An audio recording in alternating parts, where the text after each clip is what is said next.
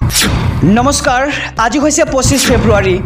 অসমৰ লগতে ভাৰতৰ বিভিন্ন প্ৰান্তৰ পৰা আজি সন্ধিয়াৰ কেইবাটাও খবৰ আহি পৰিছে। এই মুহূৰ্তত জনাইছোঁ আজিৰ প্ৰথমটো খবৰ। অসমবাসীৰ বাবে এক ভাল খবৰ। আজিৰে পৰা এডভান্টেজ আছাম 2.0 ৰাষ্ট্ৰদূতৰ সৈতে মুখ্যমন্ত্ৰী ডক্টৰ হিমন্ত বিশ্ব শৰ্মা। আজিৰে পৰা আৰম্ভ এডভান্টেজ আছাম 2.0 সন্মিলন। ছিংগাপুৰৰ উচ্চায়ুক্ত HE চিমন ৱমক আদৰণি মুখ্যমন্ত্ৰীৰ আৰু অষ্ট্ৰেলিয়াৰ উচ্চায়ুক্ত HE ফিলিপ গ্ৰীণকো সম্ভাষণ মুখ্যমন্ত্ৰী ডক্টৰ হিমন্ত বিশ্ব শৰ্মাৰ। দেশী বিদেশী প্ৰখ্যাত উদ্যোগপতিৰে ভৰি পৰিছে এতিয়া আমাৰ অসম। 61খন দেশৰ ৰাষ্ট্ৰদূতে অংশগ্ৰহণ কৰিব এই এডভান্টেজ আছাম সন্মিলনত। উপস্থিত থাকিব 9গৰাকী কেন্দ্ৰীয় মন্ত্ৰী আৰু পুৱা 10:30 30 বজাত সন্মিলন হৈছে এইবাৰ উদ্বোধন প্ৰধানমন্ত্ৰীৰ দ্বাৰা। এই মুহূৰ্তত জনাইছোঁ আজিৰ দ্বিতীয় নম্বৰ খবৰটো। অসমত 50,000 কোটি টকা বিনিয়োগ কৰিব আদানী গ্ৰুপে। এয়া আমাৰ কমিটমেণ্ট, ভিজিয়ন, প্ৰমিছ। আদানী গ্ৰুপৰ 50,000 কোটি টকা বিনিয়োগ অসমত আৰু অসমক প্ৰশংসা গৌতম আদানীৰ।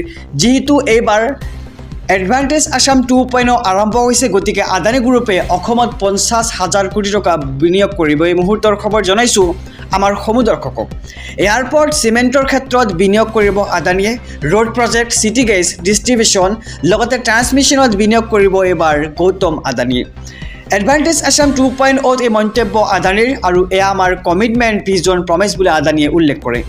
আদানী গ্ৰুপৰ 50,000 কোটি টকা বিনিয়োগ এইবাৰ অসমত, অসমক প্ৰশংসা গৌতম আদানীৰ আৰু এয়াৰপৰ্ট, চিমেণ্টৰ ক্ষেত্ৰত বিনিয়োগ কৰিব এইবাৰ আদানীয়ে। আহিছোঁ পৰৱৰ্তী খবৰৰ মাজলৈ। ম্যাদী পট্টাৰ পৰা চৰকাৰী চাকৰিলৈকে প্ৰধানমন্ত্ৰীৰ সন্মুখত মুখ্যমন্ত্ৰীৰ প্ৰতিশ্ৰুতি। এই মুহূৰ্তৰ খবৰ জনাইছোঁ যে ম্যাদী পট্টাৰ পৰা চৰকাৰী চাকৰিলৈকে প্ৰধানমন্ত্ৰীৰ সন্মুখত আজি প্ৰতিশ্ৰুতি মুখ্যমন্ত্ৰী ডক্টৰ হিমন্ত বিশ্ব শৰ্মাৰ। ম্যাদী পট্টাৰ পৰা চাকৰিলৈকে প্ৰধানমন্ত্ৰীৰ সন্মুখত প্ৰতিশ্ৰুতি মুখ্যমন্ত্ৰীৰ। চাহ বাগিচাৰ প্ৰতিগৰাকী লোকক দিয়া হ'ব ভূমিপট্টা। চাহ জনগোষ্ঠীয় যুৱক যুৱতীৰ বাবে চৰকাৰী চাকৰিৰ ক্ষেত্ৰত 3% আসন সংৰক্ষণ। বাগিচাৰ গৰ্ভৱতী মহিলাক প্ৰদান কৰা হ'ব 15,000 কোটি টকা। দেশৰ প্ৰধানমন্ত্ৰীৰ সন্মুখত মুখ্যমন্ত্ৰীৰ এই বৃহৎ ঘোষণা। আৰু প্ৰধানমন্ত্ৰী আৰু 60খনতকৈ দেশৰ ৰাষ্ট্ৰদূতৰ উপস্থিতিত ঝুমুৰাৰ বিশ্বৰ অভিলেখ। আৰু ম্যাদী পট্টাৰ পৰা চাকৰিলৈকে প্ৰধানমন্ত্ৰীৰ সন্মুখত আজি মুখ্যমন্ত্ৰীৰ প্ৰতিশ্ৰুতি।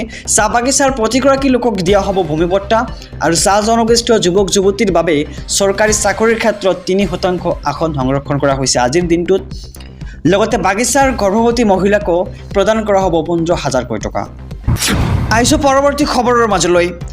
চাকৰিৰ পৰা আৰম্ভ কৰি তাৰকাযুক্ত হোটেললৈকে অসমলৈ মুকেশ আম্বানীৰ 8টা বৃহৎ ঘোষণা। আকৌ জনাইছোঁ খবৰটো যে যিহেতু আজি এডভান্টেজ আছাম 2.0 সন্মিলন, গতিকে চাকৰিৰ পৰা আৰম্ভ কৰি তাৰকাযুক্ত হোটেললৈকে অসমলৈ মুকেশ আম্বানীৰ 8টাকৈ বৃহৎ উপহাৰ। খবৰটো জনাই যাম আমাৰ সমূহ দৰ্শকক।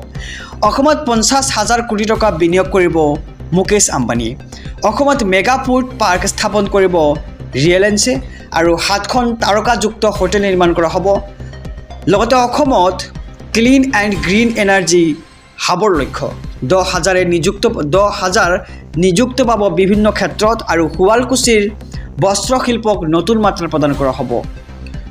অসমত স্থাপন হ'ব AI ৰেডি ডাটা চেণ্টাৰ আৰু এডভান্টেজ আছাম 2.0 আম্বানীৰ এই বৃহৎ ঘোষণা। অসমত 50,000 কোটি টকা বিনিয়োগ কৰিব মুকেশ আম্বানীয়ে।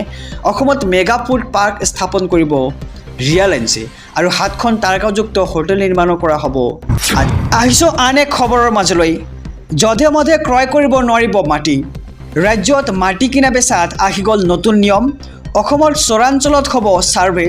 মুখ্যমন্ত্ৰী ডক্টৰ হিমন্ত বিশ্ব শৰ্মাই কৰিছে এক ডাঙৰ ঘোষণা। এতিয়াৰ পৰা যধে মধে কিনিব নোৱাৰিব আপুনি মাটি। অসমত মাটি কিনা বেচাত আহি গ'ল নতুন নিয়ম। মাটি বাৰী ক্ৰয় বিক্ৰয়ক লৈ ডাঙৰ মন্তব্য মুখ্যমন্ত্ৰী ডক্টৰ হিমন্ত বিশ্ব শৰ্মাৰ।